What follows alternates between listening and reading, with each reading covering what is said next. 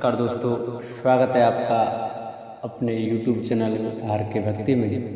दोस्तों, मैं आज आपको मंगलवार व्रत की कथा सुनाऊंगा। इस व्रत को करने से पुत्र आदि की प्राप्ति होती है, धन धान की प्राप्ति होती है। तो जो भक्त हमारे चैनल पर नए आए हैं, हमारी कथा को सुनना चाहते हैं, वो हमारे चैनल को सब्सक्राइब करें, वीडियो को लाइक करें, कमेंट में श्री हनुमंत नमः लिखना न भूलें। बोलो बजरंगबली की जय। मंगलवार व्रत की कथा इस प्रकार से है। प्राचीन समय में ऋषि नगर में केशवदत्त ब्राह्मण अपनी पत्नी अंजलि के साथ रहता था। केशवदत्त को धन संपत्ति की कोई कमी नहीं थी। सभी लोग केशवदत्त का सम्मान करते थे, लेकिन कोई संतान नहीं होने के कारण केशवदत्त बहुत चिंतित रहा करता था। पुत्र प्राप्ति की इच्छा से दोनों प्रतिदिन पति पत्नी प्रत्येक मंगलवार को मंदिर में जाकर हनुमान जी की पूजा करते थे। विधिवत मंगलवार का व्रत करते हुए उन लोगों को कई वर्ष बीत गए, पर उन्हें संतान की प्राप्ति नहीं हुई। केशवदत्त बहुत निराश हो गए, लेकिन उन्होंने व्रत करना नहीं छोड़ा। कुछ दिनों के पश्चात केशवदत्त पवन पुत्र हनुमान जी की सेवा करने के लिए अपना घर बार छोड़कर जंगल चला गया और उसकी धर्मपत्नी अंजलि घर में ही रहकर मंगलवार का व्रत करने लगी। इस प्रकार से दोनों पति पत्नी पुत्र प्राप्ति की इच्छा से मंगलवार का विधिवत व्रत करने लगे।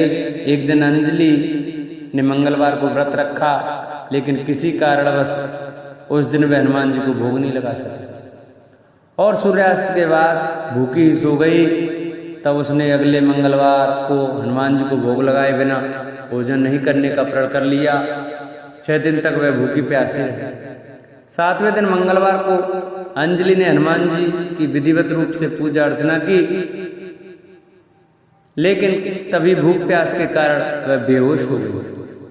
अंजलि की इस भक्ति को देखकर हनुमान जी प्रसन्न हो गए और उसे स्वप्न देते हुए कहा, उठो पुत्री, मैं तुम्हारी पूजा से प्रसन्न हूँ और तुम्हें सुंदर और सुयोग्य पुत्र देने का वर देता हूँ। यह कथन सुनकर पवन पुत्र अंतर्ध्यान हो गए। तब तुरंत ही अंजलि ने उठकर हनुमान जी को भोग लगाया और स्वयं भी भोजन किया। हनुमान जी की अनुकंपा से कुछ दिनों के बाद अंजलि ने एक सुंदर बालक को जन्म दिया।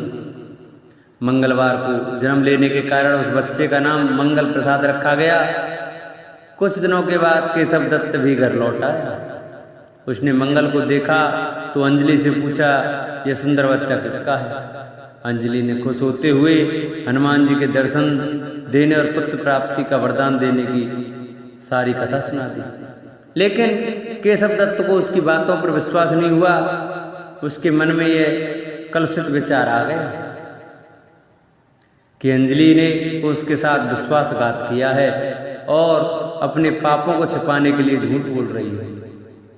केशवदत्त ने उस बच्चे को मार डालने की योजना बनाई। एक दिन केशवदत्त स्नान करने के लिए कुएं पर गया। मंगल भी उसके साथ था।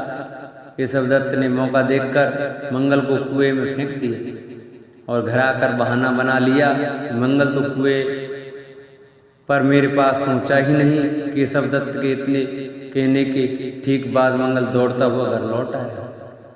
केशवदत्त मंगल को देखकर बुरी तरह हैरान हो उठा। उसी रात हनुमान जी ने केशवदत्त को स्वप्न में दर्शन देते हुए कहा, तुम दोनों के मंगलवार के व्रत करने से प्रसन्न होकर पुत्र जन्म का वर मैंने प्रदान किया था, फिर तुम अपनी पत्नी को उल्टा क्यों समझते हो? उसी समय केशवदत्त ने अंजलि को जगाकर उससे क्षमा मांगते हुए स्वप्न में हनुमान जी के दर्शन देने की सारी कहानी सुनाई। केशवदत्त ने अपने बेटे को हृदय से लगाकर बहुत प्यार किया। उस दिन के बाद सभी आनंद पूर्वक रहने लगे। मंगलवार का विधिवत व्रत करने से केशवदत्त और उनके परिवार के सभी कष्ट दूर हो गए। इस तरह जो स्त्री पुरुष विधिवत रूप से मंगलवार के दिन व्रत रखते हैं और व्रत कथा सुनते हैं। अंजनी पुत्र हनुमान जी उनके सभी कष्टों को दूर करते हैं, उनके घर में धन संपत्ति का भंडार भर देते हैं और शरीर के सभी रक्त विकार के रोगों को नष्ट कर देते हैं। किसी गांव में एक बूढ़ी माँ रहती थी जो हनुमान जी की परम भक्त थी। वे हनुमान जी का पूजन नियम से करती थी।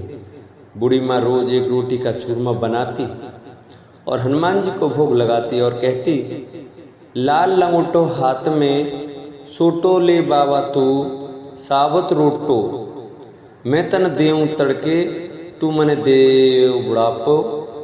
जब बहू देखती कि सासू जी चूरमा बनाकर रोज कहाँ ले जाती हैं, तब एक दिन बहू ने कहा, सासू जी आपको जितना चाहिए आप ले लीजिए, लेकिन गांव में बांटने के लिए चूरमा नहीं है।